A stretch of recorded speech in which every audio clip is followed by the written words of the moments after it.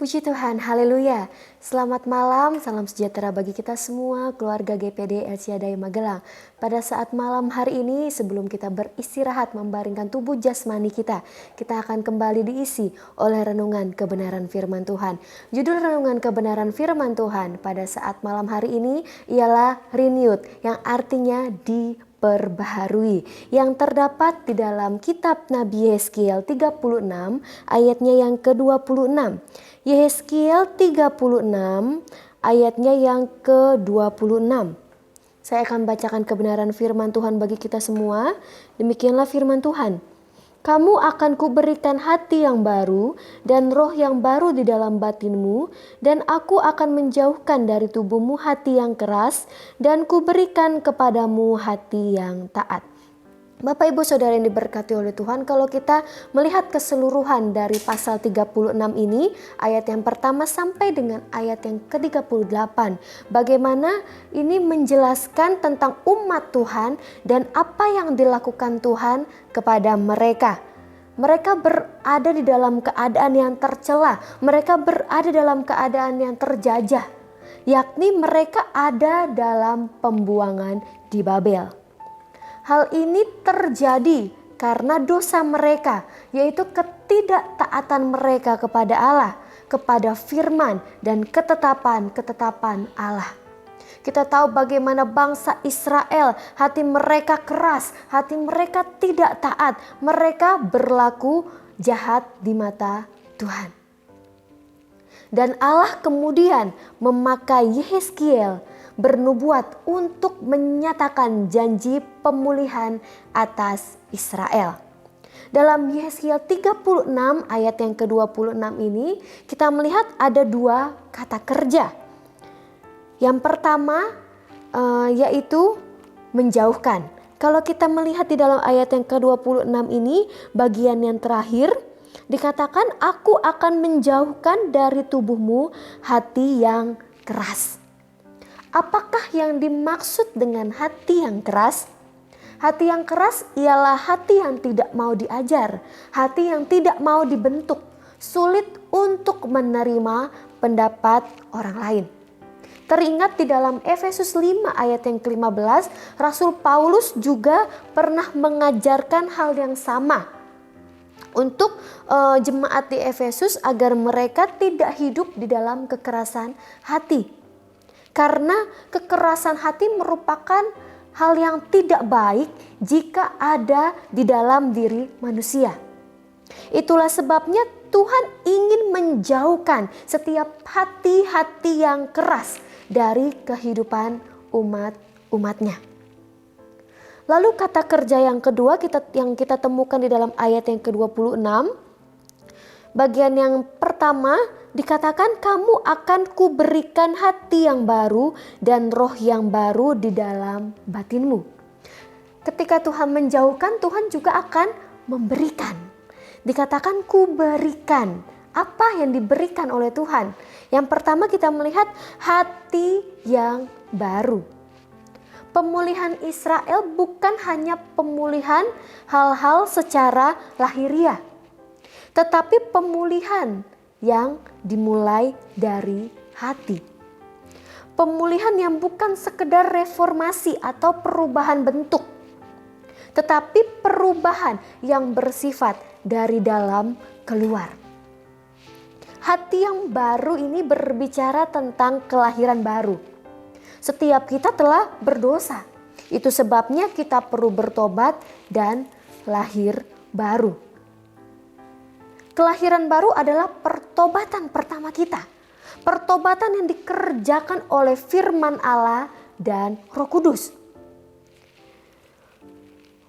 Peran Roh Kudus dalam sebuah kelahiran baru adalah memateraikan kita sebagai milik Allah. Selanjutnya rohlah yang akan memperbaharui hati atau budi kita sehingga kita tahu membedakan manakah kehendak Allah dan mana yang bukan kehendak Allah. Seperti yang kita ketahui di dalam Roma pasal yang ke-12 ayatnya yang kedua. Itu sebabnya di bagian terakhir ayat yang ke-26 bagian terakhir dikatakan Tuhan akan menjauhkan dari tubuhmu hati yang keras, dan Tuhan akan memberikan hati yang taat. Karena hati yang baru ialah hati yang mau taat kepada Allah. Hati yang baru ialah hati yang mau taat melakukan setiap kehendak-kehendak Allah dan tidak kompromi terhadap dosa. Dan ini yang menjadi kerinduan Allah bagi bangsa Israel. Itulah sebabnya ada janji pemulihan bagi bangsa Israel. Hati yang keras Tuhan gantikan dengan hati yang taat. Selain Tuhan memberikan hati yang baru, dikatakan juga dalam ayat yang ke-26 ini, Tuhan juga akan memberikan roh yang baru. Roh yang baru ini berbicara tentang kepenuhan Roh Kudus. Kalau kita baca di dalam ayatnya yang ke-27 dikatakan, rohku akan kuberikan diam di dalam batinmu dan aku akan membuat kamu hidup menurut segala ketetapanku dan tetap berpegang pada peraturan-peraturanku dan melakukannya. Jadi bukan hanya pemberian hati yang baru, tetapi juga Allah akan menaruh Roh Kudus-Nya di dalam diri mereka. Dan janji ini juga berlaku di dalam setiap kehidupan saya dan saudara. Janji pemulihan ini berlaku bagi setiap kehidupan kita. Tuhan akan memberikan kita hati yang baru dan roh yang baru, dan menjauhkan kita dari hati yang keras, asalkan kita mau menerima janji pemulihan yang Tuhan berikan di dalam setiap kehidupan kita. Bapak Ibu Saudara yang berkati oleh Tuhan, baptisan Roh Kudus membawa perubahan dalam hidup kita, membuat kita lebih efektif lagi di dalam melayani Tuhan. Selain itu, Roh Kudus juga akan menuntun kita untuk kita tetap hidup menurut ketetapan Allah. Dan Roh Kudus yang akan membantu, menolong kita untuk mengerjakan setiap apa yang menjadi kehendak Tuhan di dalam setiap kehidupan kita. Bahkan di dalam Yohanes 16 ayat yang ke-13 dijelaskan bahwa Roh Kuduslah yang akan menuntun kita ke dalam seluruh kebenaran Allah. Itulah sebabnya kita sangat perlu roh yang baru. Kita sangat perlu Roh Kudus di dalam setiap kehidupan kita.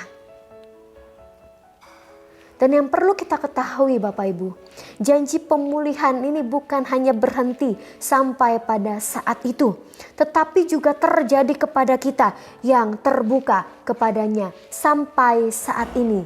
Artinya janji pemulihan ini akan terus menerus Tuhan kerjakan di dalam setiap kehidupan kita. Tidak bisa dipungkiri bahwa seringkali kita hidup jauh dari Tuhan. Seringkali kita hidup tidak setia kepada Tuhan. Tetapi apabila kita mau dipulihkan, kita mau hidup di dalam pertobatan, Tuhan akan memulihkan setiap kehidupan kita, menjauhkan daripada kita hati yang keras, dan diberikan roh yang baru, hati yang baru di dalam setiap kehidupan kita. Untuk kita taat melakukan setiap apa yang menjadi kehendak Tuhan dalam kehidupan kita. Puji nama Tuhan, firman Tuhan. Pada saat malam hari ini, biarlah firman Tuhan memberkati setiap kehidupan kita. Dan biarlah kita hidup selalu di dalam ketetapan Allah. Puji nama Tuhan, kita akan mengakhiri renungan pada saat malam hari ini dengan berdoa. Haleluya Yesus. Terima kasih Tuhan Yesus yang baik, kami bersyukur memiliki Allah seperti Engkau, Allah yang mengasihi setiap kehidupan kami, Allah yang selalu rindu untuk memulihkan setiap kehidupan kami, dan biarlah arah Roh Kudus membantu setiap kehidupan kami, menuntun setiap kehidupan kami, untuk kami hidup berkenan di hadapan Tuhan. Kami mau terus hidup dalam pertobatan, kami mau memiliki hati yang taat kepada Engkau, supaya kami mengerti apa yang menjadi kehendak-kehendak-Mu di dalam setiap kehidupan kami. Kalau sebentar kami akan beristirahat, Engkau yang menyertai setiap peristirahatan kami. Bangunkan kami pada pagi hari dengan tubuh yang sehat dan diberkati oleh Tuhan. Kekuatan baru, sukacita baru yang Tuhan kerjakan dalam setiap kehidupan kami. Memberkati setiap sidang jemaat Tuhan yang mendengarkan renungan kebenaran firman Tuhan. Kami terima berkat kebenaran firman Tuhan dengan penuh ucapan syukur hanya di dalam nama Tuhan Yesus Kristus. Haleluya. Amin.